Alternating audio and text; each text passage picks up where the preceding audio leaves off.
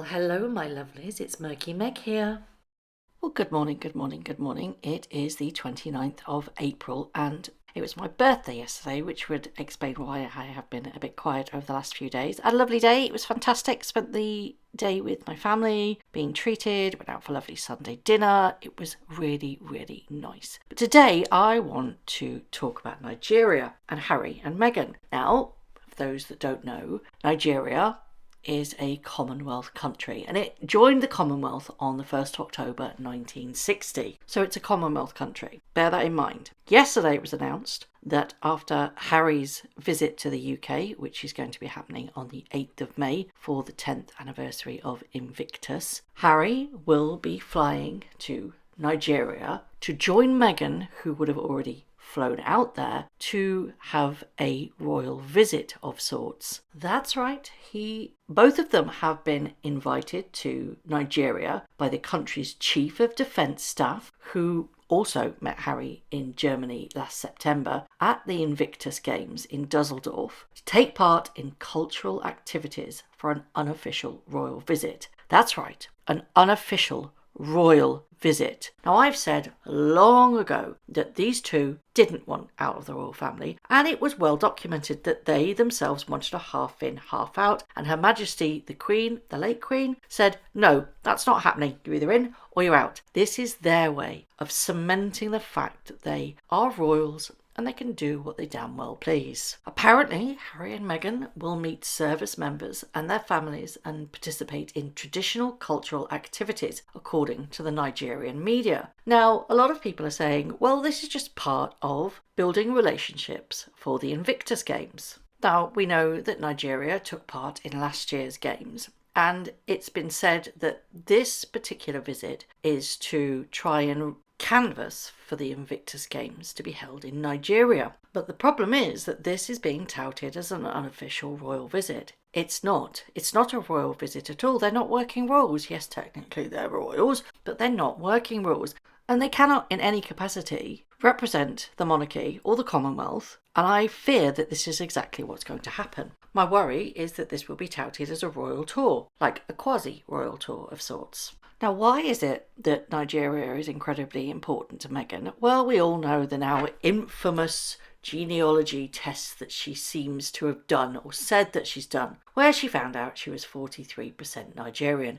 She really did pile this on at the last year's Invictus Games because she supported Nigeria. She really did lather that on to make sure that people knew exactly where her genetics came from. And this will play again into this particular visit to Nigeria. Bet your bottom dollar she will lean in to that genealogy test and make sure that she gets maximum coverage and maximum PR with regards to her being connected to this country. Now, I have a few significant concerns with regards to this. The Daily Times Nigeria on their X account, now they have 71,000 followers, and they state in their bio, is founded in 1926. The Daily Times of Nigeria delivers timely and factual news to our audience. Remember, factual news. They tweeted yesterday that the Defence Headquarters, DHQ, has expressed its honour and delight for the acceptance of the Duke of Duchess, His Royal Highness Prince Harry, and his wife, the Duchess of Sussex, Meghan,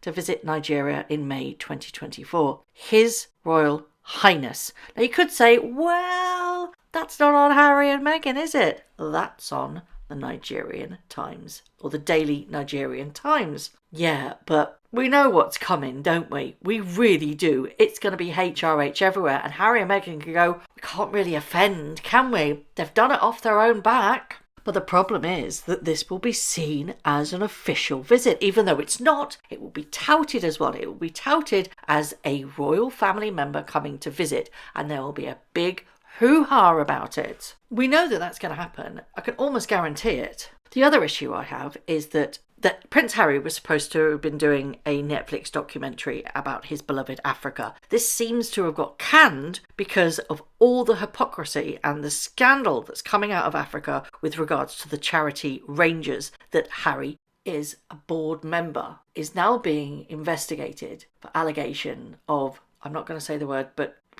everybody knows about what's happening with with regards to the scandal in Africa and the national parks. If you haven't, I've popped a link in the description box below that will take you to a relevant article. So we know that Harry was doing a Netflix documentary. That seems to have got canned. And the way to get around that is like, okay, we can go for Invictus instead. Let's just sidebar that one and do something very similar but under a different guise. Oh, and also we can pretend to be royals, because you can bet your bottom dollar that Netflix camera crew will be in tow covering all of this. Another issue that I have with this, well, it's not an issue, but it's just an observation that I would like you guys to join on in the ride along with me. So Harry is in the UK on the 8th of May, which is next Wednesday. Then he will be flying out, according to media reports, to Nigeria. Now, on Sunday, the 12th of May, it's Mother's Day. Not in the UK. We celebrate it on another particular day. We celebrate it in March. But for Meghan, who's American, she would celebrate it on the 12th of May. Is she going to be with her children? Does this imply that the children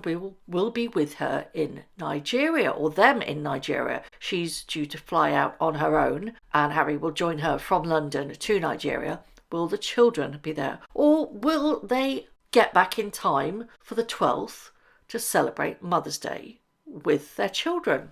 I know that's none of my business. I know that I've got no right to ask those questions, but it's a valid question, don't you think? My final thing that I want to address with regards to this particular trip is the fact that Harry and Meghan have been very, very vocal that they do not feel secure in the UK, and that is why he is suing the Home Office to get his Royal Protection Officers back. So he doesn't feel safe in the UK, and he's suing our Home Office because he wants them back, yet he's quite happy to go to a country that has been ranked 15th on the list of countries with the highest crime rates in the world. That's not me making it up. On the travel state government, so that is the US Department of State Bureau of Consular Affairs, it is a level 3 reconsider travel advisory notice. Reconsider travel to Nigeria due to crime, terrorism, civil unrest, kidnapping and armed gangs. Some areas have increased risk.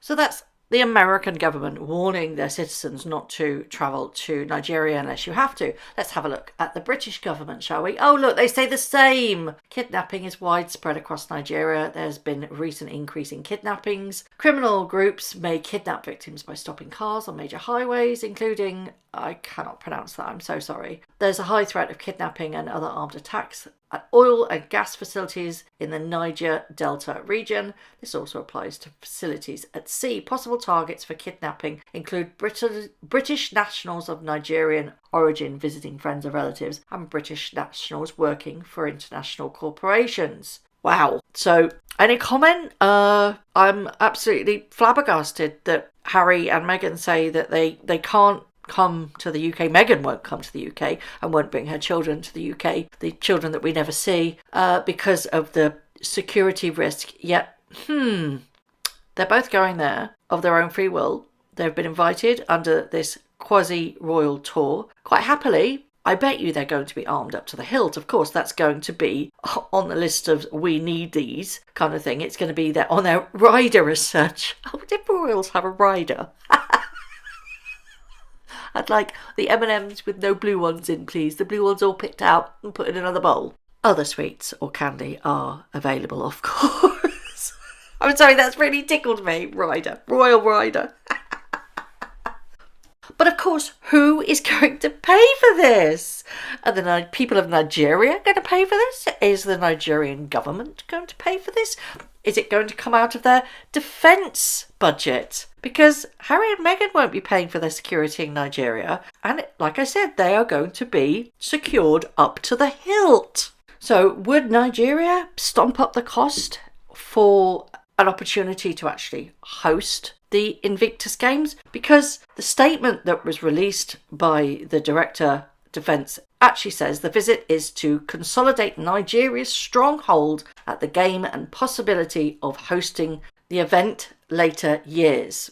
Does that make sense? I'm dyslexic. Does that actually make sense? So who's actually going to cough up the dime for this visit? Is it going to be Netflix? Because Netflix is definitely going to be in tow. Is it going to be Invictus Games? Or is it going to be the Nigerian people? Will there be banners in the street? Will they be waving their flags and cheering on this royal couple that are assuming that they're going to get a very big welcome from Nigeria? Will they get a very big welcome from Nigeria? Irrelevant of who is actually stumping up the cash, because we know somebody else is stumping up the cash. They will still milk it to have the best of everything. Will they take private jets? Because we effectively have two aeroplanes coming from two different places. Meghan is coming from America, Harry is coming from the UK. If they have requested private jets, they'd have to supply two private jets. My worry is that it wasn't just the Daily Nigerian Times or the Daily Times Nigeria that used His Royal Harris. I really can't talk. Okay.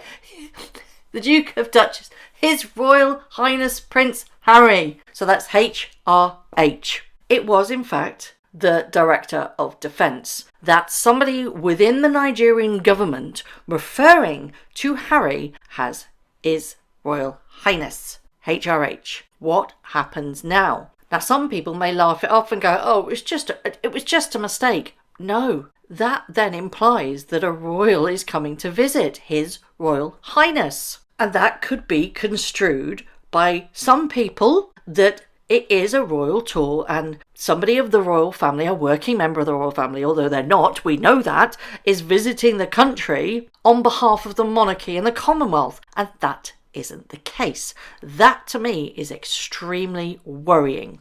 And if you are actually from Nigeria and you listen to me, I welcome you. Hello, hello, hello. But I would love your opinions on what you think is going to happen and your opinions on them visiting your country. And I think this could be a highly problematic situation because when people visit certain countries, especially when they're representing the country or the government and also the royal family, I know they're not, but this, like I keep saying, this looks like they are. They are essentially an extension of the government under diplomacy, which is very, very worrying. Now, do you think that our government, the UK government, should stand up and say, not on our watch, this is nothing to do with us, sorry, no, nada? Do you think the royal family should say, actually, they're not representing us, they're not representing the Commonwealth, they do as they please, they are the couple overseas, we have nothing to do with them, this is not on behalf of the monarchy and it doesn't represent the Constitution and the Commonwealth? I really don't know where this could go.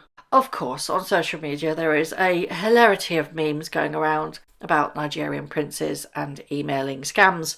If you haven't seen them, they're very, very funny. Personally, I think that Harry really shouldn't be touching Africa at all until he addresses the situation that's happening with the Baka people by his rangers. That is my personal opinion. He's remained silent on this matter, although that he is a director of the charity that this investigation is taking place under. He still remains silent. Yet, he's coming to Africa. I find that quite remarkable, frankly. I still find it incredibly odd that the Nigerian government have invited Harry and Meghan to the country, although under the guise of trying to secure the event for future years or a future year in the event. But it's the fact that the Defence Headquarters have expressed its honour and delight for the acceptance of Harry and Meghan to come to their country and use their HRH statuses. That to me is unforgivable.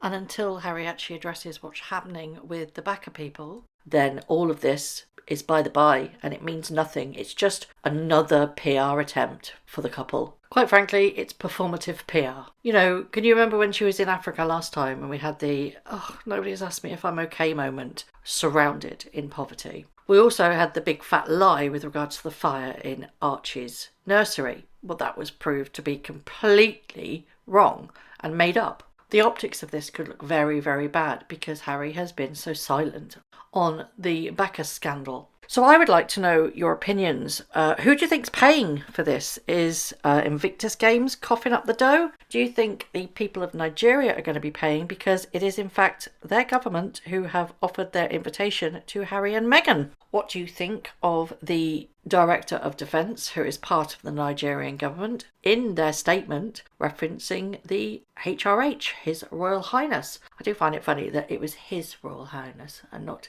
their Royal Highness. Is this an unofficial faux royal tour? Will the children be present, or will they get back in time for Mother's Day? Because if the children aren't present, they will obviously be in America. Will Meghan and Harry get back before the 12th of May? And you think, finally, that this is all just hypocritical because of Harry's silence on the Baka people?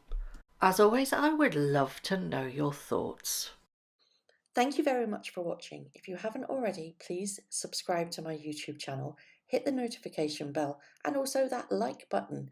I'd like to take this opportunity to thank all of my followers for all the tips and all the emails, DMs that everybody sends to me. It really is greatly appreciated. So thank you very much for watching once again.